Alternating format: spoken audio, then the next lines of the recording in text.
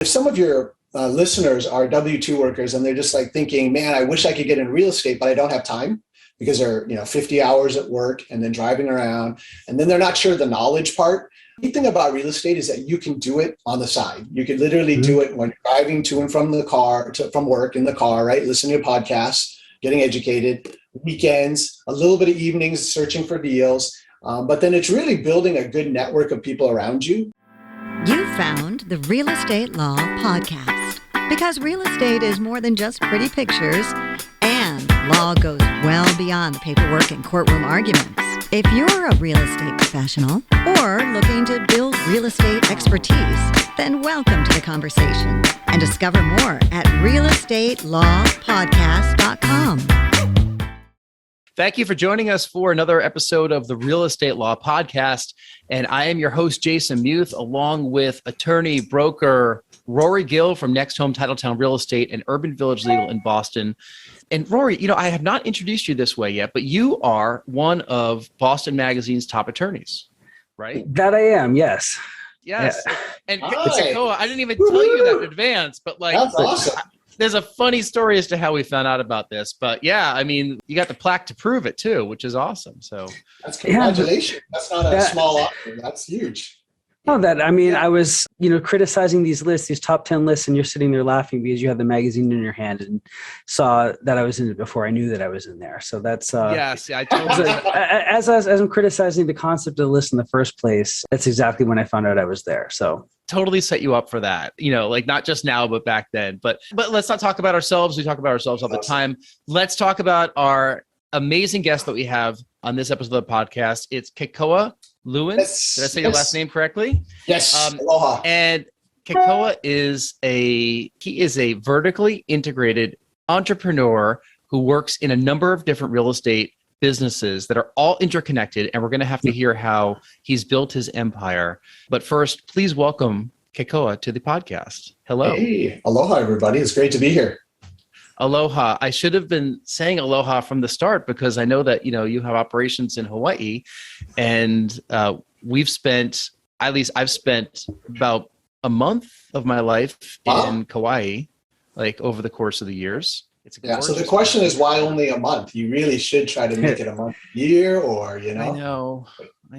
Especially when you look out your window and see all that snow out there. Man, doesn't the sandy beach sound really nice right now with a nice margarita? Mai Tai. We are recording this today on yet another snowy day in Boston. So, once again, we're the losers in the weather situation. But Kekoa has operations along the West Coast in Las Vegas. He has an office in Florida. He has an office in Hawaii. And man, you showed up on time for the interview, and you were telling me that you don't even know what time zone you're in. Well, aloha time, we would have had to do the interview at least an hour late, but we're trying to work on that. That's something that's a goal of mine. But yeah, no, I'm originally from Hawaii, and so we have an operation in Honolulu, and then we have one in Seattle, and then Vegas, Dallas, and Florida. So just kind of, we go where we find really good restaurants and good gyms, and we open up an office. So we don't mind visiting. We have good restaurants in Boston, don't we, Rory? What do you think? We do. The gyms are not so great, but the gyms are not bad here. Come on. But they're not outdoor gyms. Like, you're not talking Venice Beach or anything, although we try to do boot camps and whatnot outdoors. We do live in a beach town. I mean, Boston, we have some of the cleanest water that you'll see in the Northeast, apparently in Boston Harbor. Like, they've sure cleaned the harbor up, but we have beachfront here in Boston, right down the street from us. Like, you'll see boot camps there all the time.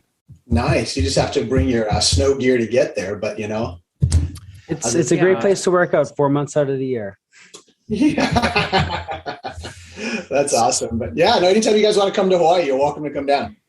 Well, we're going to take you up on that. I guarantee it. Tell us how you've built what you've built so far. I was reading up on your background, and you have investments everywhere, and you're a hard money lender also, right? So you finance some of the properties that you're working on, or with other deals that you're involved with, and you do property management as well.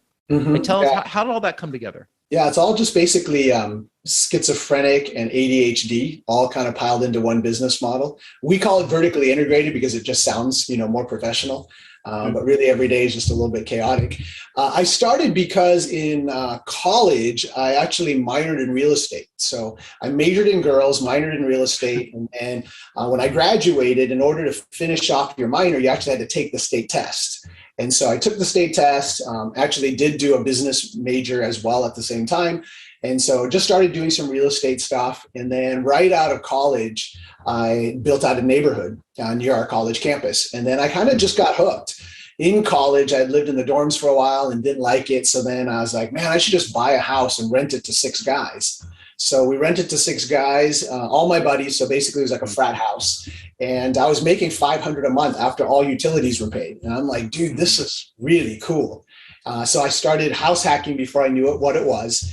And just kind of fell in love with real estate. And gosh, ever since we've been flipping houses. So the last, we've probably done 250 house flips. So that's kind of our background, is doing house flips before HGTV made it cool. And so once we got going in house flipping, you start realizing you need money, you need contractors, you need property management. And so it was really frustrating because sometimes you can't find good people. We call it a power team. And just like you guys, since you own properties as well, you know how important it is to have a really good lender and a really good contractor, and then a really good property manager, unless you want to do it all yourself. But we started a hard money lending company because we were borrowing a lot of money, and we're just like, hey, most hard money, I shouldn't say all, many hard money lenders, there was just always some extra costs or hidden costs or challenges, and new real estate investors. If you're a new real estate investor, you're listening in, you'll realize that sometimes hard money loans have a whole lot of stipulations that really have gotchas. And if you don't watch out for the gotchas, then man, that makes it really hard to make any money on a flip. So we ended up starting a hard money lending company so that way we could supplement our own funding needs. And then eventually we just started funding our friends. And then it kind of grew into an entire lending company. And then we built a construction company because we couldn't find good contractors. So we have a licensed, bonded, insured general construction company. And then we started a property management company to manage the properties we owned. And then everybody we knew was like, man, we don't like our property manager. Can you manage ours? So, like we do in Hawaii, we're always like, yeah, you're our friend. Sure, we'll take care of yours. And yeah, we'll take care of yours. And then pretty soon we're like, man, we got a freaking company. Like we got a lot of units we're managing now. So then we had to get legit. So we accidentally got vertically integrated, and it's been an adventure. It's been a lot of fun. And I think for anybody who's listening and thinking of expanding your business, real estate just has so much potential and so much opportunity. It's very exciting. It sounds like you're following the footsteps of kind of Amazon, where they took something that was an expense that they had, a problem that they had, and then they just figured out a way to solve it. And then they kept bringing all these outside vendors into their own umbrella. But I mean, you say that you built this up and that it's just kind of chaotic and, it makes for a crazy day. I'm sure it does. But if you have all these businesses running, there really must be something you're doing to keep it all under control. Like, what do you do to manage all these different competing endeavors at the same time?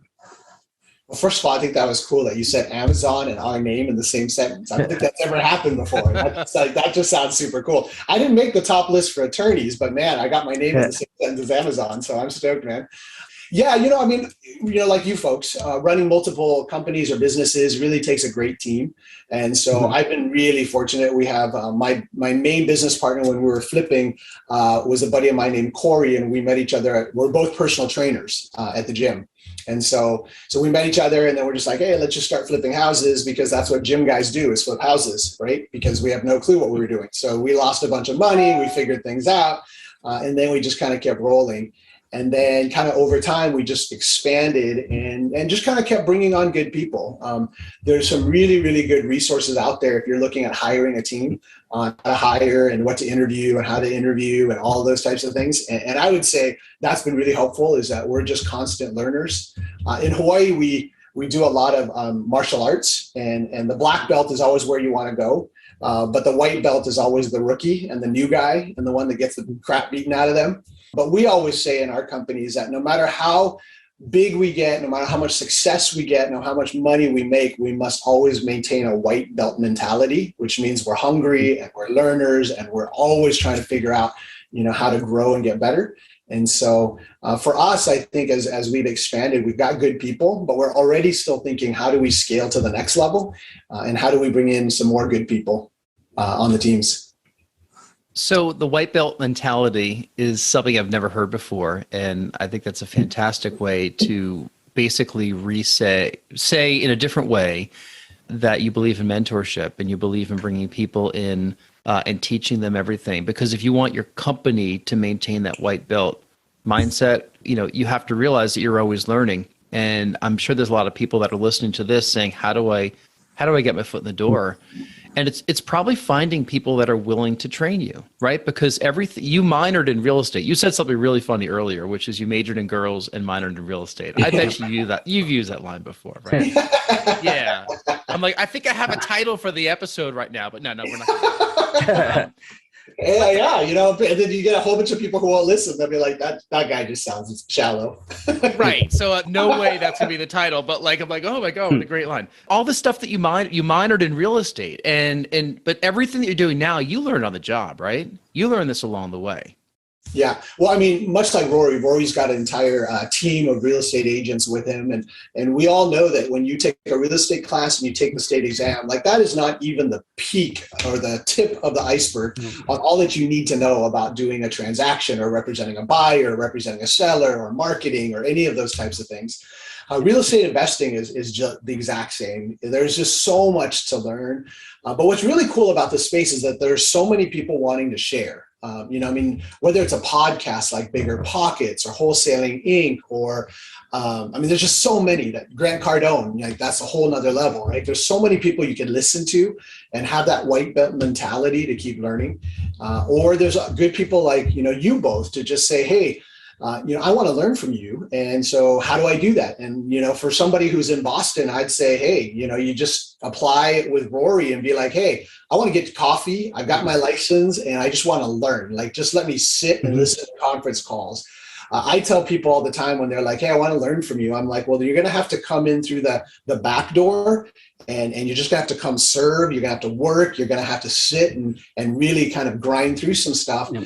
And you're going to learn so much that pretty soon you're going to be so worth having on our team that there's no doubt that we'd want to bring you on the team as a paid position.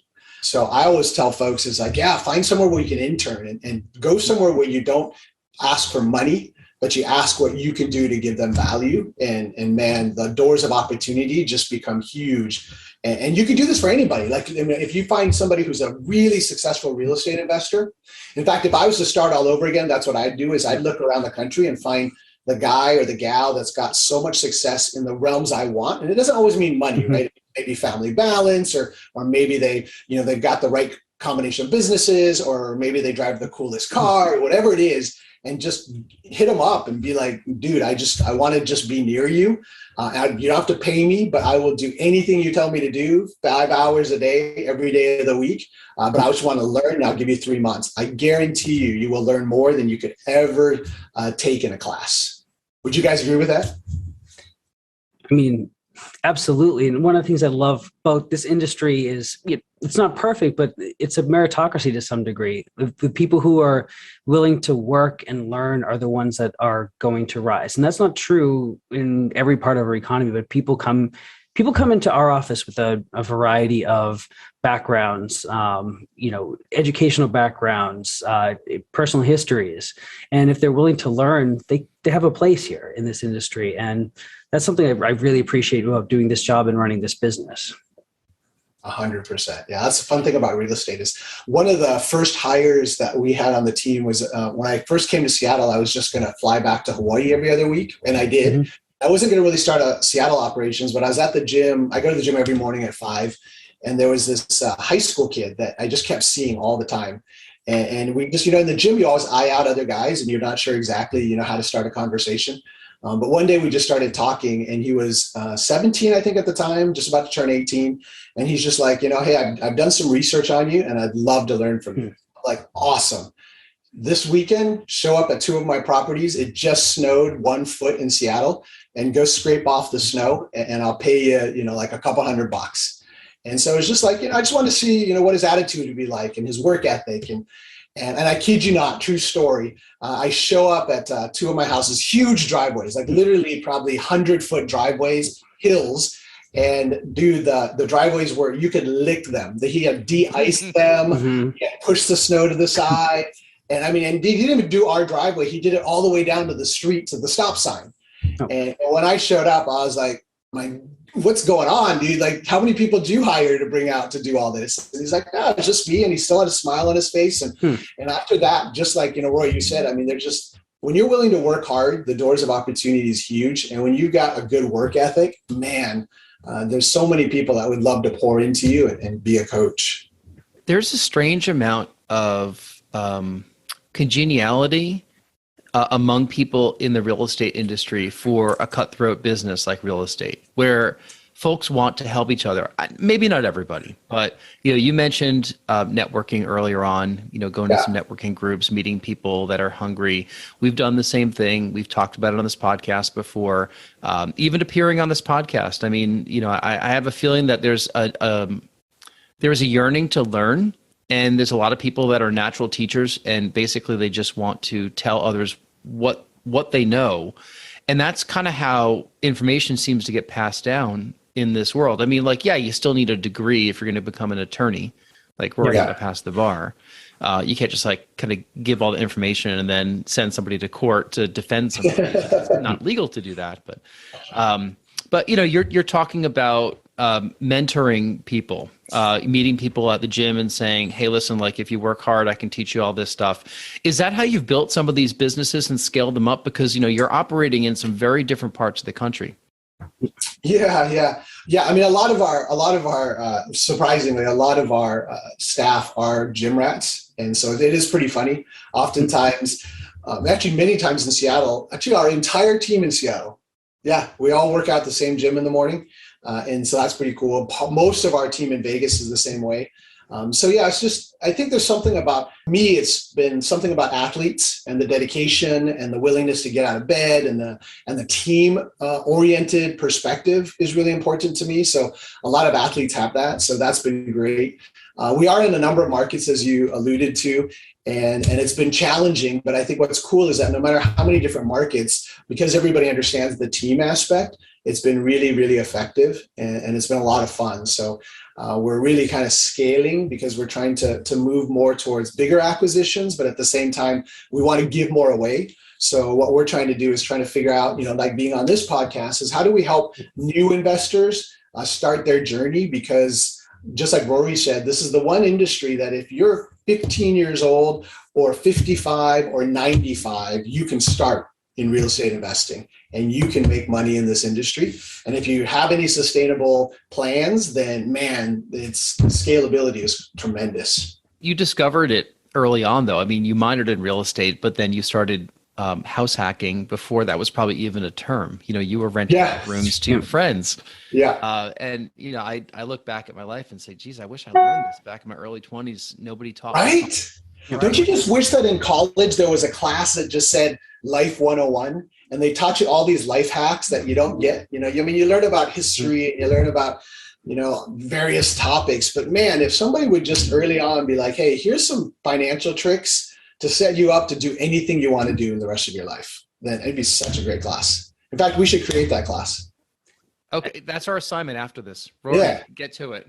I mean, absolutely. I mean, I went the roundabout way. I went to college and law school and did all of that. And I wish somebody set me aside in the beginning and said, actually the most important thing you should be doing right now is, planting that seed, like getting that first investment done instead of, just taking on more debt to go get more degrees and graduate from there. But that's a topic for a whole, I could go off on that for about an hour, but I wish I planted that seed earlier on instead of just waiting through education to get there. Yeah. Well, in our real estate brokerage, it's called Team Kekoa. We have a number of different agents, but the majority of our clients, our investor clients, are all physicians, gone through med school, hundreds of $1,000s of debt. And now they come to us saying, help us build a real estate portfolio so we can quit our W-2 jobs, have passive income, and now do what we want to do with our lives, which is so ironic because when we were all in high school, everybody's like, be a doctor, be a lawyer, because that's the careers that set you to do whatever you want to do. But man, entrepreneurship really is that ticket to freedom or the keys to freedom. There's a lot of opportunity cost involved with becoming a doctor. And, you and I were talking right before we hit record on this, how I took the MCAT, was going to go to med school. Yeah. If I ran down that path, I would have had all this debt and I would have been 30. Let me think about this. Yeah, I would have been 30 out of my internship from med school. So 4 years of med school, 4 years of residency. Yeah. And then, you're making a ton of money with a ton of debt, unless, you have family money that, was able to pay for it all yourself. So now you're in your early 30s. And you lost 10 years of building up, the empire that a lot of people that maybe you're working with that are in their early 20s are starting to build right now. And those 10 years, those compound just like a retirement account. Like if you start your 401k at age 20 versus age 30, well, you're much further along, even though it's only 10 years. Yeah, 100%. Or if you bought, let's just say if you were 20 years old, graduate from college, and you bought your first duplex and you lived in one side and rent out the other, and then you just kept it, man, in 15 years, that thing would have been debt free, and then by the time you're at 35 years old, you got one duplex debt free. But if you had bought any other properties along the way and put them all on 15-year notes, then you keep having all these debt-free properties come up. And that's just game changing. And you're not even doing something difficult, because if you live in one unit, the FHA has this 3% down program, and it's like free money, and you can live in it and you have a place to stay. Somebody pays the mortgage, and then pretty soon somebody pays the mortgage off. And then you've got a balance sheet with all this equity, which is where the power comes from real estate.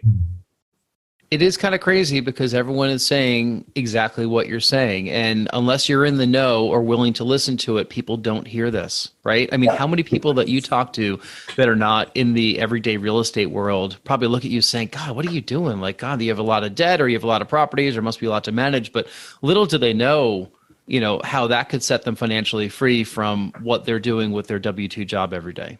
Yeah. Well, yeah. And if some of your listeners are W-2 workers and they're just like thinking, man, I wish I could get in real estate, but I don't have time because they're, 50 hours at work and then driving around, and then they're not sure the knowledge part. The thing about real estate is that you can do it on the side. You can literally do it when you're driving to and from the car, from work in the car, right? Listening to podcasts, getting educated, weekends, a little bit of evenings, searching for deals. But then it's really building a good network of people around you. So, it's trying to find a meetup in your city and just kind of linking up with some good people and being like, hey, I'm learning, I want to figure this out. And then pretty soon some of those relationships start to blossom. And once in a while, you'll actually find somebody you'll partner with. And I partner on some properties right now. We're building a short-term rental on the big island of Hawaii. And I'm partnered with a contractor that I had met at a meetup in Seattle. And so ironically, he's from Hawaii too. And so it just turned out perfect. But had I not gone to the meetup, I would have never met him. And it would have never opened the door of opportunity to do some really cool partnership opportunities. So for anybody who's thinking about starting, then just take action. Like just start getting moving. And then eventually you're going to start meeting some good people. And the neat thing about most people in the real estate industry is, like, Jason was saying earlier, is that most people are pretty benevolent and they're really open to helping one another. You'll meet a couple of greedy ones and you just discount them and don't do business with them. But most everybody else is really into collaboration. How do you feel like you vet your business partners? I was watching, before we recorded this, I was watching something you recorded with Corey, your other business partner, right? Yeah. Just about how you guys met, how you were both, personal trainers and, got to be friends and trust each other and whatnot. But, you're meeting people all out and about right now, and you're probably forming new business partnerships. How would you judge somebody's character and say, hey, I want to do business with this guy or this gal, or I don't? Yeah. No, that's a great question. Partnerships is always a fascinating thing. There's an old saying that says the only ship that does not sail is a partnership. And most of the time that's super true, because, partnerships is like a marriage. It's really can be awesome and it can be really challenging. And you've got two very differing people, and in a marriage they come together, and then you're supposed to be death do us part. And that's hard because there's some challenges along the way. Business partnerships are equally as hard and lack that dedication, because in marriage, you try to stick it out. Business partnerships are like, screw you, I'm out, and then you just have a document that gets out, which doesn't set you up for longevity, right? So to find a really good partner, for me, what I've been fortunate enough to do is I find people that share common values that I have. Mm-hmm. So, that's where the gym comes in. Is, I'm just a morning guy. I'm a disciplined guy. I love, taking care of myself, but it's also a mindset thing to get the day started. So when I find other people like that, I'm like, man, we share a lot of basic values in terms of just our mindset and attitude. But then there's also values that you have in life. Like some people, feel a certain way about faith, or they feel a certain way about money, or they feel a certain way about generosity or not generosity. And you can hear sometimes in people's communication, they're just like, F everybody and screw that person. And you're like, man, I'd never want to partner with you because that's just not how I think of life, And for me, I'm always about how do I outgive the next guy, because I want to outgive and not outget, And so it's just a different mentality. Corey, my partner that you mentioned, Jason, is we're a part of a group called the Go Abundance and Go Givers, which means that we're all about, just kind of giving everything away. And so we're always giving our spreadsheets and the analyzer tools. And we're just like, yeah, take it, we'll help you out. And that kind of similarity creates a good partnership, a good marriage, right? And that's always huge. And then when it comes to somebody that you look at and you're like, hey, dude, I think we could do a deal together. I always tell people, don't jump to the altar, but take one step at a time. And the one step is like, hey, let's partner on one small deal together. Let's not buy a hotel. Let's not buy, some multi-million-dollar flip, but let's do a base run hit. And let's just see how that looks, and just see if one simple step works for us. And that's what Corey and I did. We did a very simple flip, which in Hawaii, it's over $1 million because everything's over $1 million in Hawaii, but it was a basic flip. And we didn't do that great on money. But what we did do is we discovered how each of us had strengths and different weaknesses. And then we discovered we complement each other really well. And then we're like, hey, let's do another one. And then pretty soon it was like another one. And before we knew it, it was not even a conscientious decision. Like we were a full-fledged partnership. And then it's like, well, we need to get some documents to kind of officialize this thing. So I think we better show up at the altar and we better get married because this is legit, So anybody who's kind of starting off and you think about partnerships is one of the greatest ways to scale and complex in Vegas with a couple of partners, actually all physicians, in fact, and they are great. And it took a long time to vet them and to really think about them. I own an 8-plex with another doctor, actually. Man, there's a lot of doctors in my life. I think I'm saving up my physician if I ever need them, I think. But, and I own quite a few things on my own or with my wife and I. My wife and I are actually about to open up an adult family home, so a residential assisted living. And so in partnership with her, but then we discovered that we could scale and open up more of these across the country if we brought in this expert who's been doing this for like 25 years. And so we're like, should we partner with him? And so we've been dating him for a while. Like we've taken him to dinners and lunches and we've taken his classes, and my wife's like, I really like him. And he's got a cool accent. I'm all, do you like his accent better than my accent? Because that could be a problem. What kind of accent does he have? He has an Italian accent. Oh, of course, the Italian accent. Right. I'm half Italian. I totally understand it. Yeah, I grew up outside New York. I hear it all the time. Well, I grew up around New York Italians, which are different from European Italians. Yeah. He's from Italy, and so he has a natural accent, and it's a very nice accent, easy to listen to. And I think he's probably 65. So he's at a stage in life now where he's not trying to prove anything, but he's trying to give stuff away, and it just aligns with us so much. So I would just say, anybody who's looking for partnerships is kind of take a look at the alignment, take a look at a basic opportunity, and then really take a look at what are some of the things that you want to do that a partnership will help you get there even faster. And then get seduced by the accent. And then the accent. Dude, my contractor in Vegas, he's from, he has an English accent. So I don't even know where that's from. But dude, every time I call him, I'm like, can you just keep talking to me? Because, man, it's so sexy. Yeah, I know. Everything sounds a lot smarter, doesn't it? Mm-hmm. Yeah, I don't know. I don't even know. I can't even pay attention. I'm just like, man, it just sounds so nice. Well, Rory, here in Boston, a lot of the contractors have Irish accents, right? Especially in our neighborhood. Right. And that's why I can't take phone calls from them. I need subtitles or to see them in person to know what they're talking about. Sometimes they're very thick, but the Hawaiian accent also, we love that. I mean, it just makes you feel like you're in paradise when you're talking to someone from Hawaii. Yep. Yeah. And then when you get two people from Hawaii talking to each other, then you can't even understand them. So I slide into what we call pidgin from time to time. And my kids are like, what is that, Dad? That doesn't even sound intelligent. I'm like, hey, I understand it. Pigeon? What is pigeon? It's called pidgin. Yeah. Yeah, it's a local. So if you have any listeners that are from Hawaii, they'll totally know what it is. It's basically a language that was created back in the sugarcane days, because you had Japanese workers, Filipino workers, Chinese workers immigrating to Hawaii, and their common language was English, and they didn't even speak English well. So it was broken English trying to communicate, and so that ended up becoming basically a pidgin English. And so the verb tenses are off, and they put the noun in the wrong place. But now it's just become part of the DNA of Hawaii, and so you'll hear it from time to time. It's pretty fun. I'm sure we did. I mean, Rory and I took a trip there a couple of years ago. I've been there a couple of times without Rory, and next time I go, I have to listen for it. Yeah, or I'll have you jump on a conference call when I'm talking to a Hawaii client. You'll be like, that's what it sounds like. Now I get it. Yeah. So let's ask a couple quick questions about some legal issues that you've had along the way, since this is a real estate law podcast. So, are there anything that stood out in any of your deals where you're like, oh man, that was a situation that we could have avoided, or that was something that I needed to call an attorney in for, something that, just would be interesting to hear on a real estate law podcast? Yeah.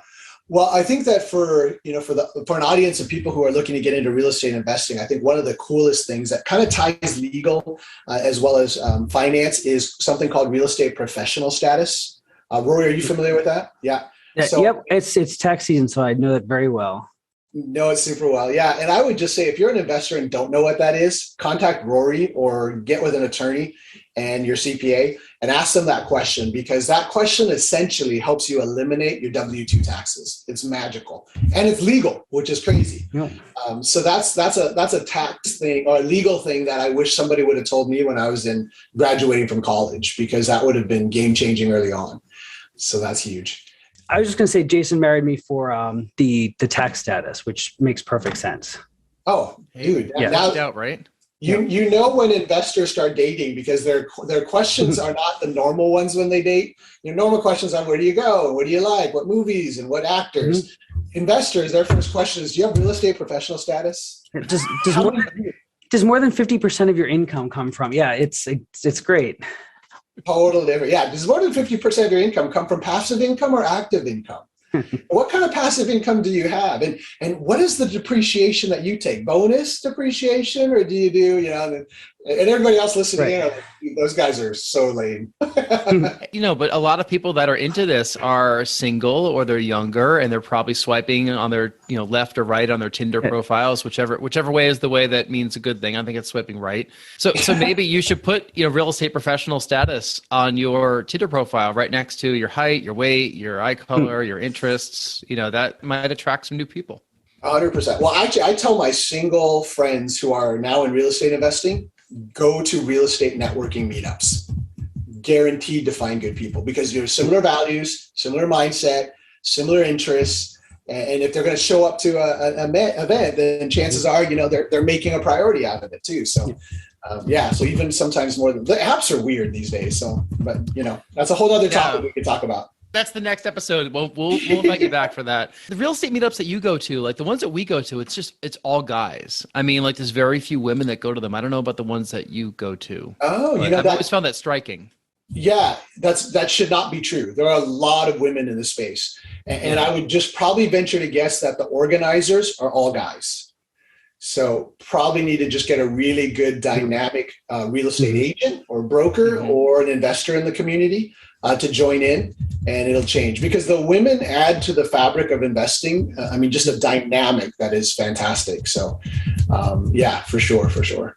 Really, as we approach our final questions, which are coming up in a second, I just want to talk about your the different states in which you operate. How do you keep all that organized? Because it's different time zones, it's just different coasts. It's a rock in the middle of the ocean. It's nothing like I've never spoken with somebody that's, has that many disparate business ventures. I can't imagine, how you keep your head on straight, but you must have a great system. Yeah. Did you say disparate or desperate? Because I'm desperate would be the right adjective for sure. I use disparate, but I'll go with desperate too if you like. Yeah, we do have offices. So I mean, we have so many companies, right? So our lending company has offices in Honolulu, and then we go to the East Coast, which is in Florida. And so we cover all time zones, which our clients love because somebody's picking up the phone. And when you need money to do your deal, you want somebody on the other line picking up your phone quickly. So fortunately, our lending company does bridge loans, and so we can close really quick. So that's awesome to have that. But our real estate team that does acquisitions and then helps with our clients who want to buy or sell multifamily properties, that's all over the country. And now we're expanding to literally almost everywhere in the country, which is really exciting. So we're part of a group called EXP Real Estate as well. And so we're networked together really well. And so with us bringing people onto the Team Kekoa brand, it's a brand that has the knowledge of real estate investors, which is the real estate professional status, cost segregation, bonus depreciation, all the stuff that investors need to know. Most typical agents don't know, right, Rory? I mean, it's kind of a specialized field. So that's our specialty. And we love it. We're about to do something in Michigan as well. And that's really fun. So we are doing a lot of different countries. So how do we stay organized? I'm on an airplane a lot, which is kind of fun. And I can never find my best running shoes or my best workout gear because I can't remember where they're located at, but that's all right. But it makes it a lot of fun, but it also gives us an opportunity to network a lot of people. So if anyone's listening and you're in any of the markets we're in, we'd love to connect up and see if there's something we can do together. Yeah, we'll put all your information in the show notes for this. And if people want to reach out to you directly, what do you think is the best way to get a hold of you, Kekoa? TeamKekoa.com. Team and then Kekoa, my first name, KEKOA.com is our website. So it's got everything there, and then they can reach out to us and all of our information's there. You can check out our team. And then if you're looking for, a good place to intern or learn from, hit us up. If you think that you fit in, if you bench press at least 600 or 700, then perfectly fit in. So just kidding. Yeah, it's a very small subset of people. I think. Yeah, that doesn't include me either. A lot of plates there. Rory, do you have any final questions for Kekoa before we get to the final questions of the podcast? No, I'd like to get his thoughts on the final questions. Excellent. All right. Well, Kekoa, we asked the same 3 questions of all guests on the podcast just to wrap it up and have put a bow on the conversation and figure out a way to move forward and move into the rest of our lives, which is not recording podcasts. And the first question is, if you can get on stage and talk for a half hour about any subject in the world, not real estate, and have zero preparation, meaning something that you know so well, what is that? Yeah, that's a big question, but it's not about real estate. Probably be something to do with personal fitness and mindset. For me, that's a huge thing. I think mindset is massive, and I think that fitness is important to anything that you do. And I think we give less credit to fitness and mindset than we really should. So I would definitely talk about that. There's a strong correlation between success in real estate and mindset and physical activity. Like I keep finding it. A lot of like the successful entrepreneurs that we all stumble upon online, they all seem to keep really fit. So there's something that is said about that. And like you find time in your day to maintain your fitness. In fact, I'm guessing if you don't work out, you probably feel like you're not going to have as good of a day. Oh, 100%. Yeah, absolutely. And I think mindset is huge as well. I do agree with you on that. I'll give you a quick example. So you said you've been to Hawaii. In Hawaii, we have something called the floral lays. And everybody jokes that you get laid in Hawaii. And you may, but then you also get flower lays. Mm-hmm. And flower lays are awesome because they smell fantastic. And in Hawaii, flower lays, they put around your neck. And the neat thing about the flower lays is that when you have a flower lay on, everything smells amazing. So you can have a flower lay on and you can go into a men's gym locker room and the locker room smells amazing because you have the flower lay on, right? You can go into your teenager's bedroom and it smells amazing. You could go into a garbage dump and it smells amazing because you got the flower lay on. And to me, the mindset's like the flower lay. It's like when you go into the day with a mindset that says, hey, I can do this. Today's going to be better than yesterday. And the high of today is going to be the low of tomorrow. So, I'm just going to keep on pressing into the day. And you have a mindset like that, then man, you can do anything, no matter how hard life gets, because you've got that lay of a mindset of positivity that really changes things. So I need to be the guy that goes to the gym wearing a flower lay here in Boston. Like that would certainly turn some heads. It would turn some heads, but you never know. It could be pretty cool. Our second question is, tell us something that happened early in your life or career that is impacting the way that you're working today. Yeah, I think it's probably my dad. So my dad immigrated from Burma, which is Myanmar next to Thailand, and then they escaped it when the Japanese bombed it. So they had to actually jump over dead bodies and then ran to China, landed in Hawaii, but he kind of came to the country with nothing, and he went to the University of Washington, got a scholarship, then started working hard. So I think his work ethic is what I got from him, but he worked so hard that he actually became the United States National Transportation Director based in DC, George Bush. Wow. So I mean, it's all because he was a really, really hard worker. And so I think that has definitely impacted me, because throughout my upbringing, I always watched him work hard, but he always coached our soccer teams, and we always had time to fish on the weekends. And so somehow he balanced it all. But yet, I mean, you don't get to where he got as a foreigner to this country without a huge work ethic and a positive attitude. So I'd say that, I mean, without being, cheesy about it, I think that, it was my dad, that he did a lot for me. Not cheesy at all. I mean, that's an important lesson. And he probably made every minute count of every single day, while you were growing up. If he was working so hard, worked under, a federal administration, and was there for your soccer games. Yeah, it was amazing. And I mean, I had a paper route growing up. We grew up pretty poor. And he would get up at 5 a.m. and he would peddle papers with me every single morning. And I was like, man, this is great. I mean, you didn't need to, but I think it was just that he was showing discipline and the morning routines and everything. And so I try to do the same thing with my son. But kids these days, man, they're so spoiled compared to when we were kids. So that's another episode. That's a whole other episode. We'll do one on real estate parenting. A final question we have for you. Tell us something you're listening to or reading or watching these days. I'm looking at my book list right now, and there's 3 books that I'm reading that's pretty awesome. So there's this one called Traction. Really love it. So if you don't have a book that just kind of talks about finding a place and just really taking off, that's huge.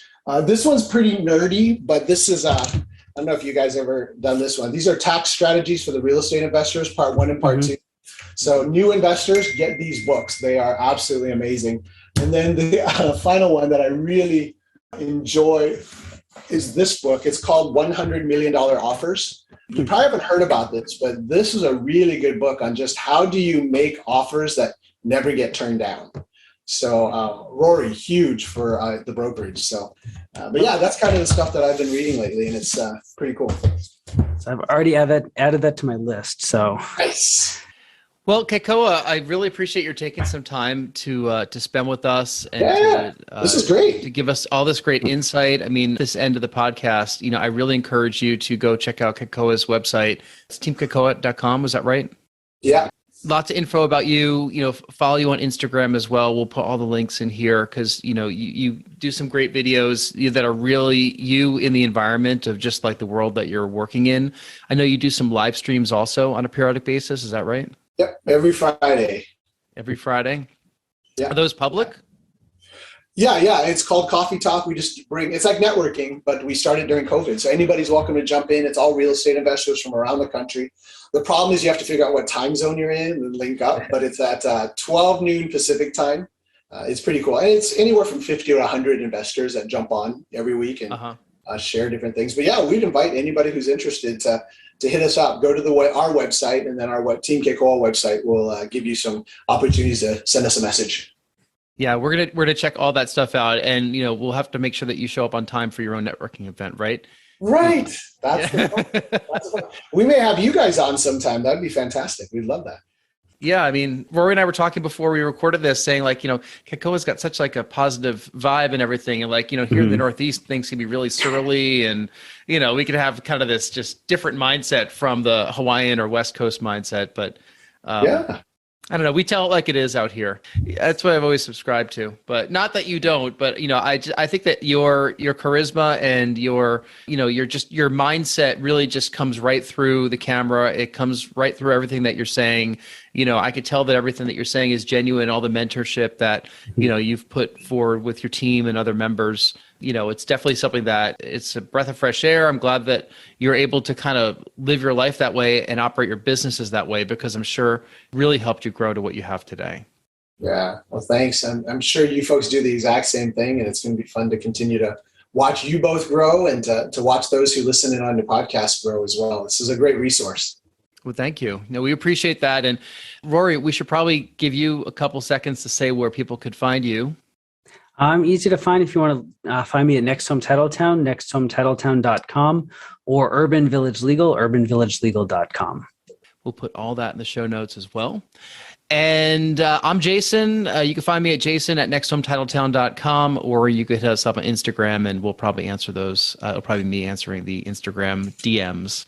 So slide right in there. So Kekoa, thanks so much again. We really appreciate it. And mahalo and aloha. And to everyone listening, thank you so much for listening to this episode of the podcast.